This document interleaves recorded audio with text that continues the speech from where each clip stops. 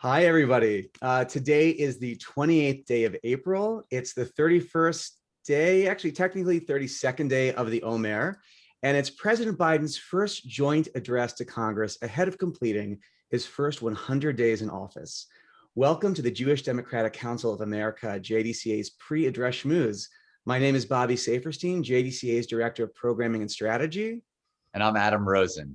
As JDCA's Ohio chapter leader and member of JDCA's Next Generation Council, I want to thank you all for joining us tonight.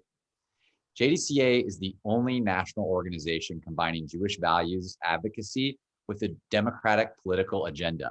In just a few minutes, we'll be welcoming JDCA Board Chair Ron Klein, JDCA CEO Halie Soifer, JDCA Board Member, Next Gen Council Member, and Political and Policy Chair, Izzy Klein, and JDCA Political and Policy Manager, Shir Attias, to help break down President Biden and Vice President Harris's achievements these past 100 days, what we can expect to hear in President Biden's speech tonight, including his legislative priorities, and to help us assess the overall state of our union.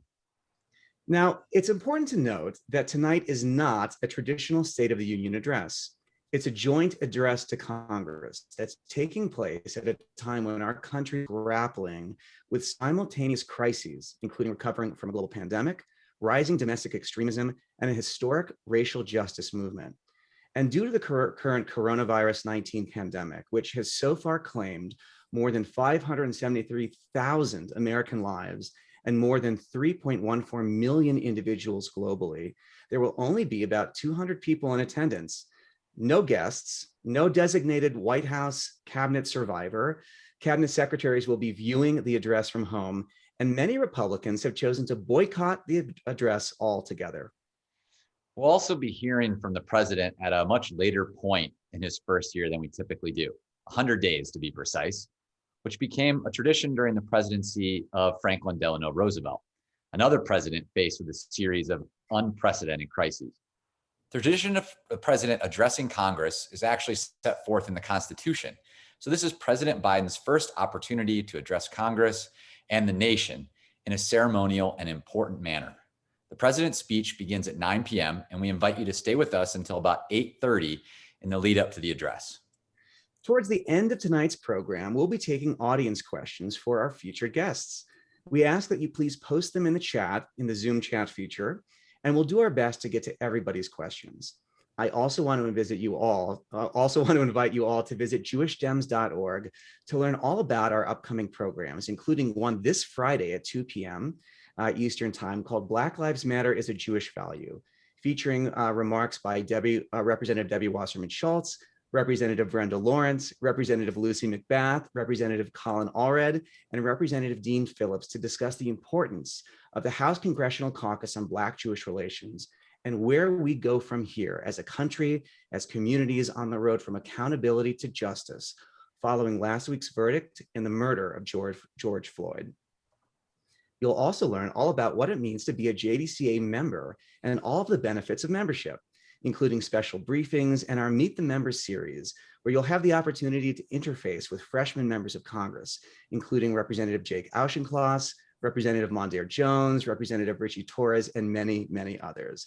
And before I forget, you'll learn about our upcoming week of action, where our 16 state chapters made up of grassroots volunteers will meet with their congressional representatives on the Hill to discuss the issues Jewish Dems care most about.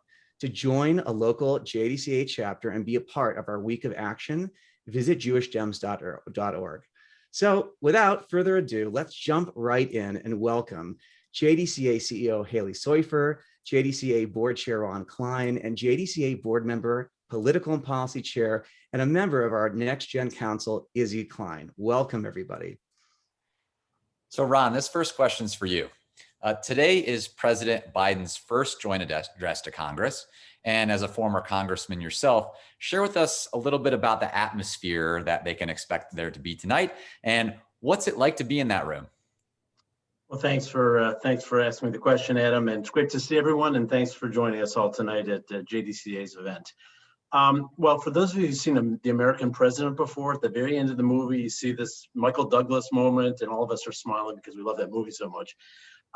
It normally looks just like that. I mean, that is really exactly what it looks like. I mean, people both sides, they're arching to get to the middle, to shake hands. You've seen a lot of the familiar figures on both the Democrat and Republican side try to get to the middle and shake the president's hand as he comes in.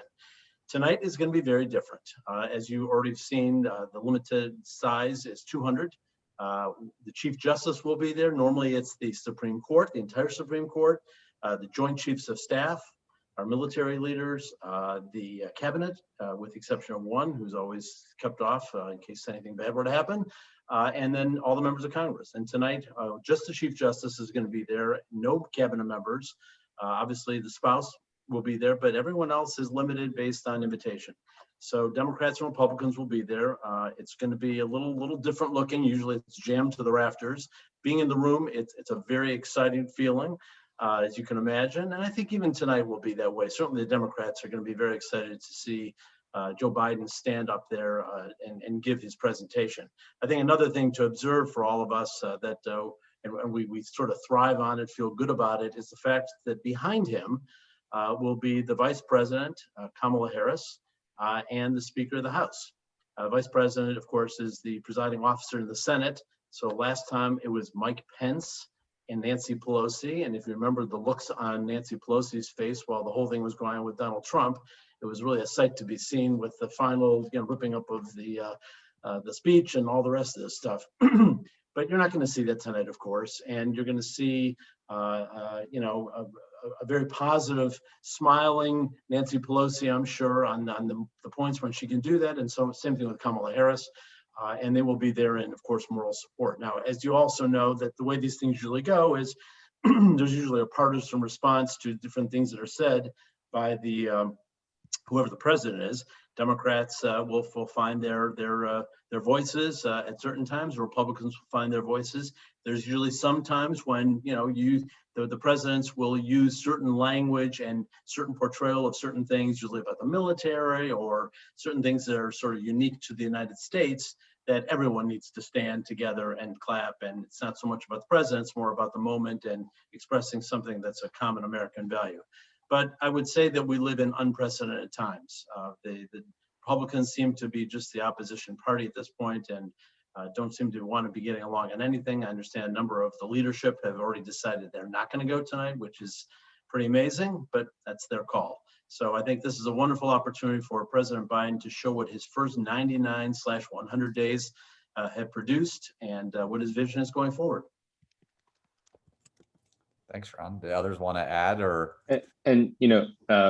Ron has been in the room. A handful of us have been in the gallery before.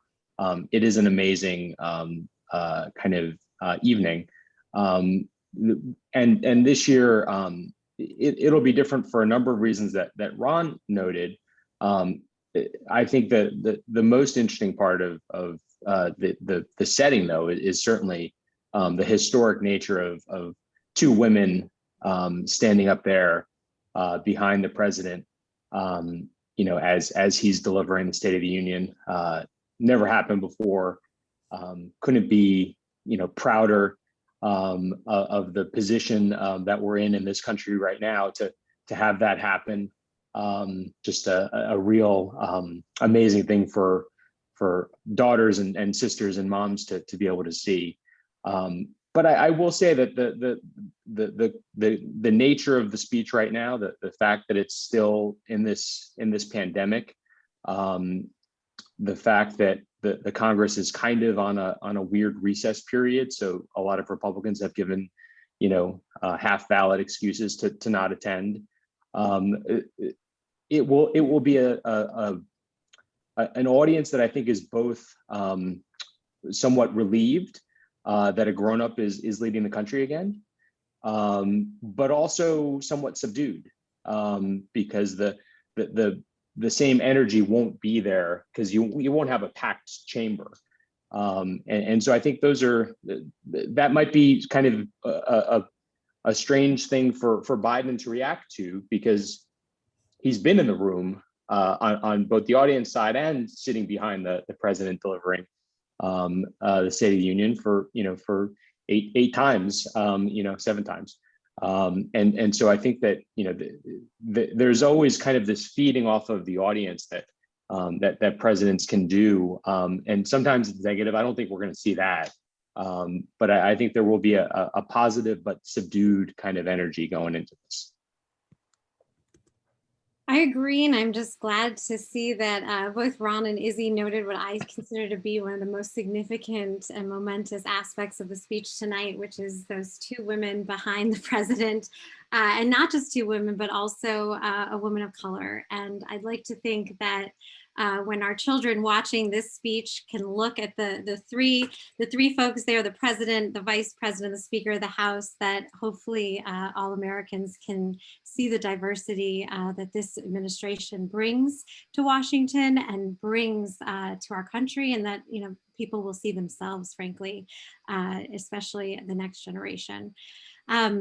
I think some things to watch will be Joe Biden, to see if he kind of starts speaking extemporaneously. There was an article I read just an hour ago, I think, about Biden's speechwriters and how historically it's been a tough job, because we know that Joe Biden likes to speak extemporaneously. Frankly, some of his most impassioned remarks, and that which he demonstrates, I think, the most empathy, it's clear that he's really just speaking from his heart.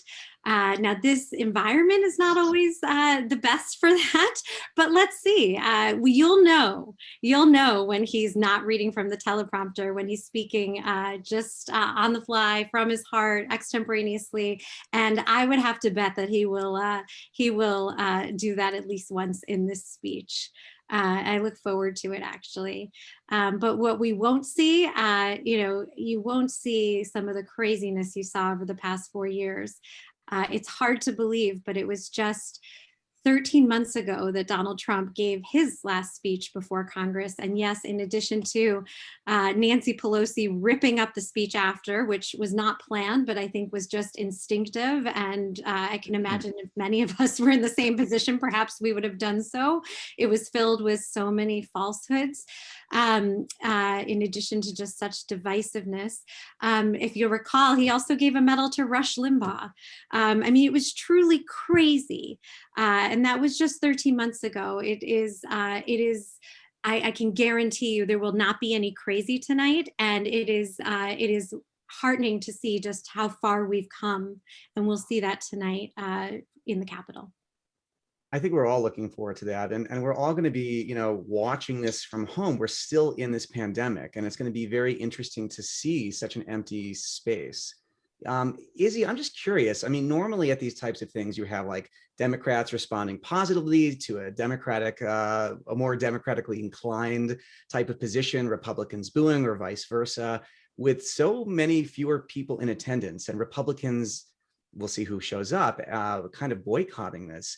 How do you think the speech is going to be received tonight? Can we expect the same type of bipartisan divide partisan divide, I should say, and not bipartisan support as in the past? Or do you think that the joint address will be received in a more bipartisan manner just because of everything we're all experiencing collectively right now?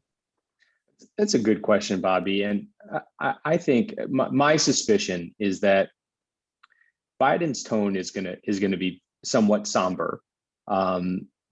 As you noted, 537,000 Americans have died over the last 14 months. He's not taken a victory lap on the number of vaccinations going up, on things beginning to kind of open up. He's got a lot of to be proud of in 99 days. But I don't think that he's going to cut a kind of a re-election commercial, in this first address. And I think that Democrats will be supportive of the meat and potato issues that he puts on the table. His staff has telegraphed what that is, and we'll get to that in a few minutes. I think there will be tremendous support shown in the form of applauses and and standing ovations and whatever else. But I don't think that we're going to be counting them as we have in previous addresses. And I think, quite frankly, the Republican tendency to boo, shout crazy things, all of those people are not attending. The people who would create a ruckus in the Obama State of the Union, or in the Clinton, those people, they're not attending. So my guess is that the Republican opposition in the form of boos and sour faces and whatnot will be somewhat muted as well. Well, I was there when Joe Wilson, if you remember the Joe Wilson story, when he, you lie, called out. And that was, we were in there and looking, and we just, it was so outrageous as a member of Congress would shout that out to the president.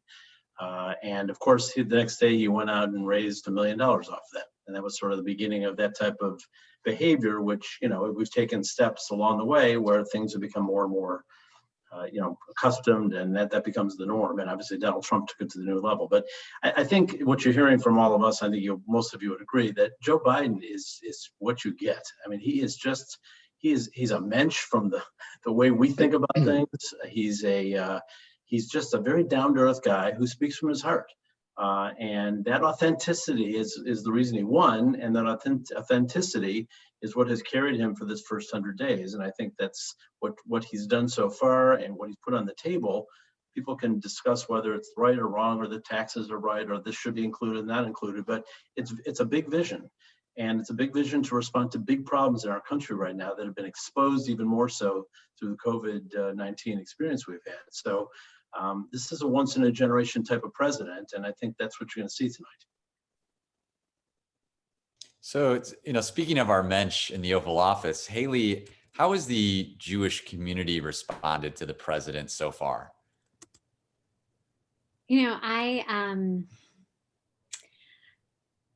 I would say we actually have not done polling on this. So we just know based on what we see anecdotally, what we see in our communities, what we see as an organization, and what we see in the press. But it is pretty clear that the Jewish community is overwhelmingly embracing Joe Biden's approach, both his style and the substance of what he's delivering.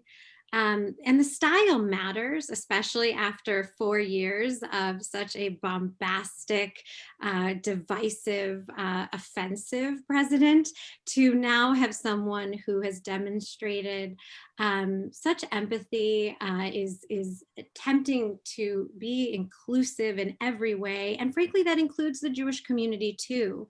The fact that he hosted the Passover event that so many of us attended and invited the whole Jewish community in the country, which, it's amazing that we were able to join virtually, demonstrated the difference in style between the last president and this one. That the last president, who we shall not name, really saw the Jewish community, saw issues related to our community, including Israel, through a political lens.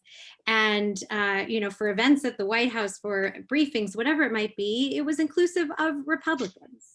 This president, it really is, you check your partisanship at the door. He approaches our community extremely inclusively. He invited everyone. He doesn't view Israel through a partisan lens. He's not using Israel to further a political agenda or to divide us. And it is just a completely different approach when it comes to the style. On the substance, he's enacting policies that are not only directly improving our lives, but are aligned with our values. So, improving our lives, this is no different for the Jewish community than it is for all Americans, but the promises made, promises kept on COVID and exceeded, is improving our lives. It's the reason our synagogues are reopening, and God willing, our Jewish summer camps will reopen this summer, and that we can all convene and see our families. And vaccines are available, and that is because of the leadership. We saw what the absence of leadership looked like for the past 4 years, certainly amid this pandemic, and now we see what real leadership looks like when it's restored after 100 days, and it's improving all of our lives. And as it relates to Jewish values, you see the president in what he has said, both on Holocaust Remembrance Day, but also on days such as the verdict of Derek Chauvin, really aligned with our values. Whether it's racial justice or combating climate change or combating the epidemic of gun violence, this president shares Jewish values.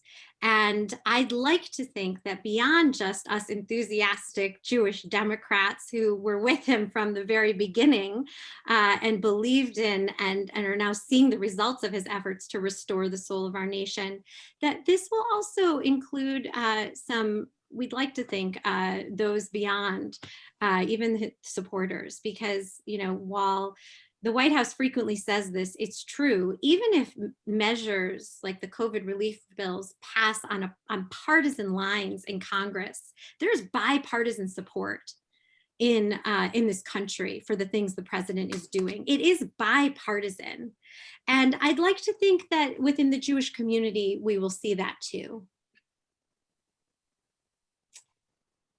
I don't know if others have more to add. Ron, maybe you can speak to what you're seeing in Florida, in South Florida. Well, again, it's anecdotal at this point, but I think generally speaking, what we are seeing in reviewing content around the United States in Jewish newspapers and just in general media, that the things that we measured before in the campaign and the election about what the Jewish community is interested in, Joe Biden's been taking that to heart. And again, I don't think he's doing it because of the Jewish community. He's doing it because he thinks those are the right things. It just so happens that our priorities, whether it's on lots of issues on education and jobs and healthcare and gun issues and all these various things, voting rights, they just happen to fit within that same box. But I think there's people have, as Halie said, there's a relief from what we had before. The person who's standing before us is someone that we can relate to. You don't wake up in the morning and think, what the hell happened the night before that I have to, be aggravated about. You feel like there's competency in the White House. Obviously, the COVID thing is giving him some extra space to, to work on other things successfully if people believe that he knows how to run government. And I think that's helping. So to talk about some of the legislation that has been enacted so far, that we're hoping to be enacted, I'd love to bring in my colleague at JDCA, our policy and political manager, Shir Atias, to offer some insight. Shir, welcome. Thank you, and it's wonderful to see everyone here and to be joined in good company. To address some of the legislative achievements that have come, and Halie started to touch on some of these, but it's clear that Joe Biden's experience in the Senate and as vice president has really worked in his favor here, and what he's achieved thus far is truly incredible to see, and there's a lot to come, and we'll hear from it a lot about those priorities tonight. We already heard us touch on the American Rescue Plan and the impact that all of us are feeling on vaccines and checks in our pockets, and of course working to get students back in school. And that legislative package, so many people were so skeptical of his ability to get that through. Very, very tight margins, both in the House of Representatives and the Senate, and it speaks to that leadership capability and his ability to push these packages through. And of course, we know about the American Jobs Plan, this big infrastructure package, and tonight he'll unveil part 2 of that infrastructure package, the Americans Family Plan, that is just filled with incredible help and assistance in building up and lifting of our families, and especially our children, and investing in the next generation, which will be wonderful to hear. As many of you may know, a lot of legislation has passed in the House, whether it's on passing universal background checks, whether it's on protections for DACA recipients, et cetera, all of these wonderful legislative priorities. And while many of those may be stuck in the Senate for a little, there is promising negotiations, particularly on the gun violence portion and on immigration in the Senate, and Joe Biden's leadership is key to getting those negotiations through. And of course, we've seen executive actions to help bolster that activity. And he has said over and over that he is not waiting on Congress to pass his priorities, and that's been great to see. I think the other part to highlight, and that sometimes goes overlooked, is that Joe Biden got his cabinet and is getting so many of his leadership team confirmed in record time, despite starting the transition process on the day he was inaugurated effectively, and all of the guardrails that the former administration tried to put up. He got the most diverse cabinet we have seen in every sense of the word. And it's been incredible to see them get confirmed, as well as all of their staff. And we'll continue to see that. Just today, Samantha Power was confirmed. And we'll continue to see that happen, and the building of competent and diverse leadership that I think so many of us were so desperate to see. Thanks, Sharon. And for Izzy, I mean, how have the president's policies and accomplishments during these first 100 days been received on the Hill? I mean, it's hard to believe, but the 2020 midterms are right around the corner. I know a lot of us are spending time with our candidates and doing those sorts of things. Are the president's accomplishments going to help Democrats in 2022? Look, I think the answer is yes. The previous Democratic administration made some choices in the way it governed post-crisis, post kind of Great Recession, that didn't communicate particularly well to the rest of the country how the programs that they worked hard to achieve, whether it was the American Recovery Act or the ACA, or a host of other things, Dodd-Frank, et cetera, really benefited the American people. And I think that is a problem that I don't think that President Biden and his staff and team are going to, they're not going to make that mistake again. And I think that will make a lot of difference with respect to 2020. In terms of all of the activity, I mean, and I think there's a wealth of comments coming in on the chat on a host of issues that we all want to see action on. The structure of the House and the Senate it is different, and the margins have never been tighter in both chambers at the same time, ever. And so just even the construct of a 50-50 Senate, it's happened 3 or 4 times in our entire history. And so navigating that, the job that Majority Leader Schumer has, my former boss, is just Herculean, because the Senate runs on consensus. It's not a majority vote institution at all. And so, I think that there's a lot of creativity that the Senate Democrats are employing over the next few months that should help to break through on some of these major issues that we really care about. Even the act of using reconciliation more than once, that's never been done before.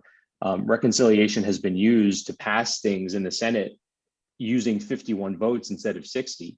It's been used 30 or 40 times in the last 20 or 30 years. But it can't be used for everything. And so I think that the limits of the Senate rules are such that you really need to package big things together and put them on these vehicles that are considered must pass and have a 51 vote threshold. Challenging. And so I think staff is happy that they're getting things done. I think staff is exhausted. I think members are exhausted. And I think they're looking forward to having a week home to get back to their constituents, quite frankly. I'll just share some perspective from the House side. So I think many of you have seen and seen the talents of Nancy Pelosi. Herding cats is probably a nice way of explaining what she had to do to hold 200 and some people together to be a majority, because in the House, it's only 4, 5, 6 votes, literally. And a couple of people have passed away, and it's this much. I mean, it's very, very close. It's easier when you have 20, 30. It's a lot easier if you have 40, 50. If you have more than that, it gets more complicated for other reasons. But literally, she has to hold almost every single vote in place. And some people can't travel because they're not well, and there's a lot of complications here. But she has done it, and she's done it for all the major bills so far, and literally holding the votes in, and not just holding them because she's telling them they have to vote that way. She takes it upon herself. I've seen this. I've been in dozen meetings with her where she literally goes through every aspect of a bill, explains it, explains the reasons why, works with members on how to make it better, fix it, whatever. Obviously, you can't get everything you want. That's the way the legislative process works. Any member can want lots of different things, but it's a pretty amazing process. So Izzy's point of both the House and the Senate with razor thin, I mean, no margin of error situations, and still to pass these major bills. This is a recognition that, 2 years of having both houses in Democrat control and the president may not happen again. I mean, we don't know what's going to happen in 2 years. And I think to the question of, well, what are all these things going to do to increase or decrease the potential of in a midterm election, which is always tough on the president's party in power, we don't know yet. I mean, but it's going to take a huge amount of effort, and President Biden is appealing directly to the voters. I think one of the most interesting things I'm going to point out to everyone is that total gridlock in Washington, total party of no on the Republican side. But he has said, and he probably will say tonight again, if you go back home and look around and talk to mayors, county commissioners, state officials who are Republican, they're supporting many of these provisions because they know that the roads and bridges and workforce issues need to be addressed. So he's speaking beyond the walls of Congress and back into the home communities where these members live to try to apply upward pressure to say, come on, let's get this done. Thank you. So we have one more question that we're going to ask before we open everything up to the audience. And I just want to remind everybody watching at home to please, if you have a question, post it in the chat and we'll do our best to answer it amongst the entire panel. So let's talk talkless. Let's talk brass tacks here. What can we expect to hear from President Biden tonight? And this is for everyone. Halie, Ron, Izzy, and Sheer, what can we expect to hear tonight? Halie, you go first. Yeah, I'll start. Well, he's, I think that he's going to emphasize the progress that has been made in the past 100 days on COVID. I mean, there's no question this is a crisis that he inherited. It's a crisis he's addressing.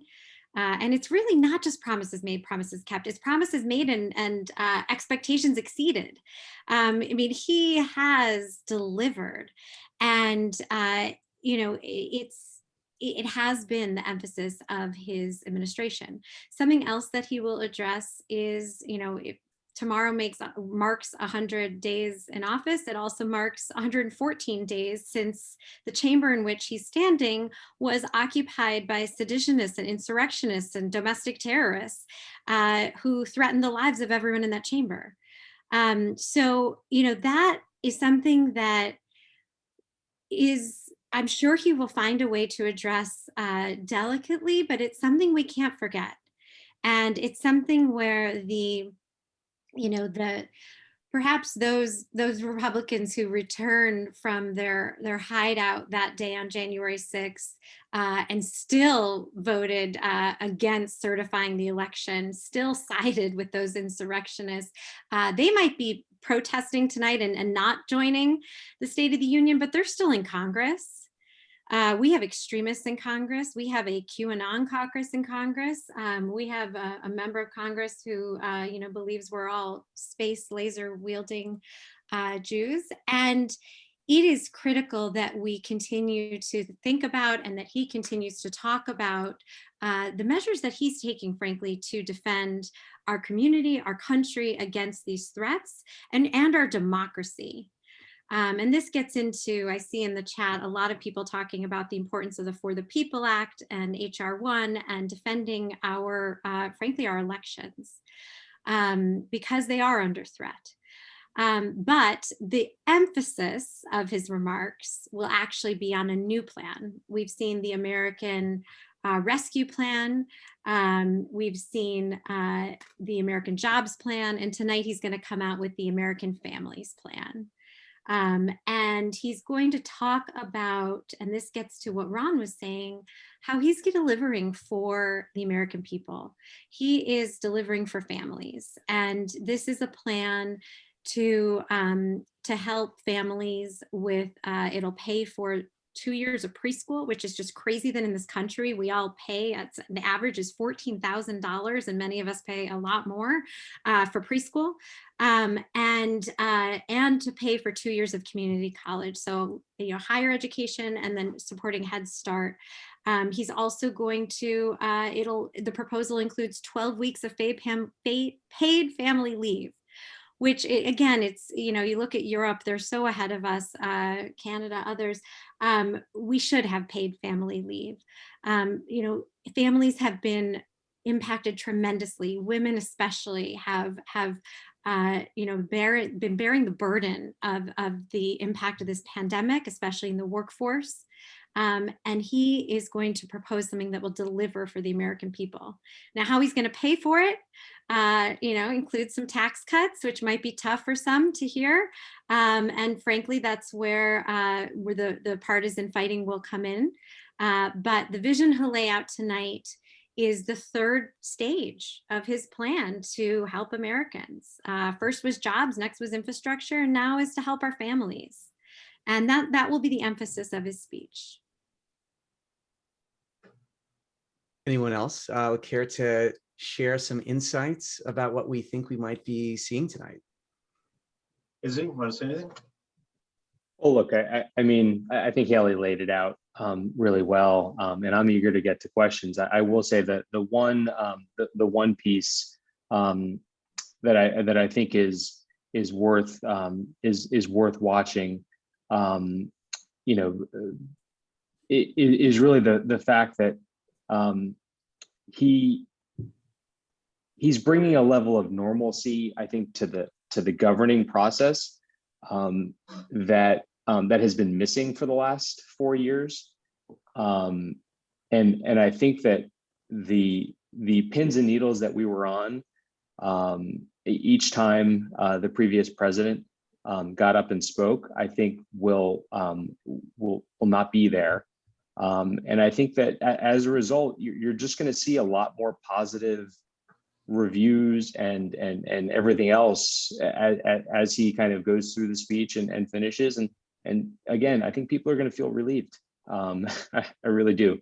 And that's not a bad thing, given the kinds of policies that we're trying to pursue and advocate for over the next 2 years, 3 years. The last point I'll make about this issue is that for the last 40, 50 years, starting with Ronald Reagan, there's been an attack on government. Government is bad. You go to the post office, which was the typical example. You have to wait forever. Inefficiency. People don't know what they're doing. It's a waste. Government workers aren't good people. Just awful stuff and unfair. I mean, listen, there's nothing perfect about government, and obviously some things work better than others, but it was just an attack on government itself. So smaller government is better. That was a Republican mantra. Joe Biden is basically saying, believe in government. We are demonstrating that we can, together as a government-led effort, with private sector support, of course, through the COVID response, we can get it done. We can pull ourselves out, and it's only through government, whereas Donald Trump was the opposite. This is a guy who's got competency surrounding him, and that's what we're seeing. So I think that's a big deal, and I think that's going to be a message of why you should believe in his ideas. It's not that, you know, the Republicans are going to say all these ideas are bad because the government can't do them. They should be done by the private sector. Well, some things can be done by the private sector, and some things through collaboration, but some things are better done by the government more efficiently and better. And he's coming forth with that vision. So I think you'll hear a lot of that sort of theme throughout the evening. Great. Well, we have a bunch of audience questions we want to get to, and some of them have already been addressed. But first, we want to go to Joseph, who's asked, what are the chances of ending the filibuster? We just had a big conversation about that today. We did. You know, this is something that a lot of people have been focused on, and I see many people have asked different iterations of this question in the chat as well, because the reality is that because the margin is it's essentially non-existent. Thank goodness for Kamala Harris to break those ties. But with a 50-50 Senate, it's very hard to pass legislation, especially given the rules of the Senate. And you know, there's some critical pieces of legislation that, frankly, will not get through in the absence of getting rid of that filibuster. One of them I mentioned earlier, I want to mention again because it really is a priority, is H.R. 1, otherwise known as the For the People Act, which includes measures to protect our democracy at a time when it's never been more under attack. It also includes efforts to you know, ensure that redistricting is not just a partisan measure, which is particularly timely discussion as the census results just came out yesterday, and some states will face losing districts and a redrawing of the map. Some states this is done through a partisan lens, some states it's not, and it really shouldn't be a partisan exercise. This is how elections could be decided potentially, and we need to protect our democracy. So, you know, the chances of it happening, you know, it'll be up to ultimately the Senate Majority Leader, whether or not to go forward and whether or not he has the votes. And it doesn't appear as though a final decision has been made in that regard. I think time will tell. But it's clear that in the absence of getting rid of the filibuster, it's going to be very hard to pass some of these critical pieces of legislation. I'll just add, if it's any comfort in the absence of filibuster reform, at least in the near term, that some of these big packages we were talking about are, at least by what we know of what's left in the reconciliation process and what the Senate parliamentarian has told Majority Leader Schumer, and we have yet to hear that report, but the understanding is that there is opportunity for further reconciliation processes. So these big plans that will be talked about tonight, both the traditional infrastructure package and the families plan, do have chances of passing with those small majorities. So in the absence of that change in the short term, I think we'll see a big focus on getting those plans through, especially as we head into 2022, and those things that really impact American families on the ground every day. There's only one rent reconciliation bill left. It's not like they can do multiple, so it'll be one big reconciliation bill if it happens. And as Shir said, it can include a lot of different things. It can include the voting things. They have to have some type of tax or budget implication to them, and voting issues don't. There's some other things that don't as well, but it's going to be a very interesting discussion. So this next question, I'm combining a few. This is from Michael. The President Biden ran promising and stressing and emphasizing the importance of bipartisanship. And he tried, and he's been trying. But his predecessors have been met with pretty much total intransigence. And it certainly helps that we now have both the House and the Senate in Democratic control. But how important is bipartisanship today? And do you think we could achieve it moving forward? Izzy, you want to start? That's a great question, Bobby. And look, I mean, I really do believe in bipartisanship. I think it's really critical for us to get back to that point where Democrats and Republicans could sit at a table and hammer out differences on policy and come out with a package that can kind of be durable and outlast administrations and Congresses and whatnot. there are some glimmers of hope. I think that there's a very interesting China competitiveness package that members from both sides of the aisle, led by Chuck Schumer and Todd Young from Indiana, are coming around, and that could be a real piece of bipartisan legislation that passes this spring. I think that there are some other conversations around the pieces of the infrastructure package that the president would like to see passed. I mean, the water infrastructure piece passed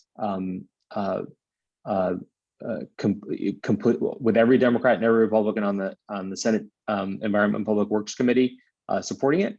Very unusual, and you know, that's going to be a component of the overall infrastructure package that Congress you know, passes. And there are other pieces that I think will get rolled into that larger bill. And look, the overall bill, if it's done through reconciliation, will be a straight party line vote. We know that, but it will be made up of many bipartisan components, just like, by the way, the recovery bill was back in February and March. So there were a lot of bipartisan pieces. They got rolled up. Some folks don't like the process through reconciliation, but it's gonna, you know, that's gonna be the way to get a lot of this stuff done. So I think there is some hope on gun control and a couple of other things as well that we're hoping for. I just add a couple of points. Having served in government for 18 years, I think most members of Congress, most, not all, but most members want to do things for the right reasons. They come at it from different places and different life experiences, but they really do. They go into an environment like it is currently in Washington, and sort of the power gets sucked up to the top. You know, Kevin McCarthy and Nancy Pelosi here, and McConnell here, and Schumer here, and it's sort of the power structure is sort of vortex up at the top. That's become a bit of a problem, and in the sense that members can't always do, you know, what they think is right for their district, and they get sucked into really hardcore policy. Now in the House, you also have reapportionment, which has now made it so that out of 435 seats, a relatively small number are actually competitive, which means that on both sides, that the more strident Republican, the person who wants to be farthest to the right, has to appeal to the former president, is the one who gets elected. He or she has no interest in coming to the middle to find, you know, common interests. So we're gonna have to deal with that, and I think we just have to push forward. The country is in great need, and I think the country has suffered for the last 20 years on the basis of the fact that they can't find common ground, even on a roads and bridges bill, that they can't even pass a 5-cent gas tax on, because many Republicans signed Grover Norquist's no new taxes pledge. So we really have to get past that. I think the American people really have to demand that. That's where I think Joe Biden's coming from the ground up and pushing people to say, listen, I need that child tax credit. I need that tuition support. I need the ability to pay for healthcare insurance. It's real for people. And that's, I think there's an opportunity there to try to get some support from underneath to push back on members of Congress who are sort of sitting on their hands. Yeah, David Robinson says, I like Biden's redefinition of bipartisanship, with the people, not via the Congress. And we should all, I mean, the White House press briefing, she says this quite often, Jen Psaki, you know, these plans do have bipartisan support. Joe Biden has a 65% approval rating among the American people for his COVID relief efforts. You know, that includes Republicans. That is bipartisan.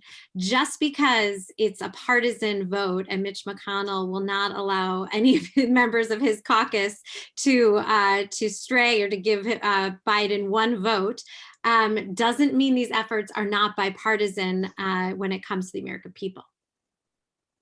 And the other piece that's so remarkable about that high 60s number is that when you divide the regular approval ratings, only 10% of Republicans right now approve of Joe Biden, right? So the partisanship is still there, but I think when you go to the policy level, and you see this with every single one of his packages, there is a willingness and an excitement for good policy among the American people. And why Joe Biden has been so effective is that he's so focused on these policies and not on just being a Democrat or just, being a certain party. And I think we'll see that tonight. And again, this line of there's bipartisanship everywhere but in Congress, and when it comes to people stating which their party is.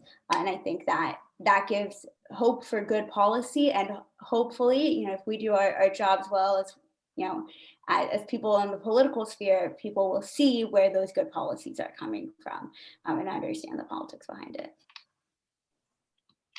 Great. So this one's from Sarah. It's a good one. So if we can only spend our political capital on one or two items, what should they be? Are we talking, is it voting rights? Is it maybe statehood for DC? Are we talking gun control? Are we expanding healthcare markets?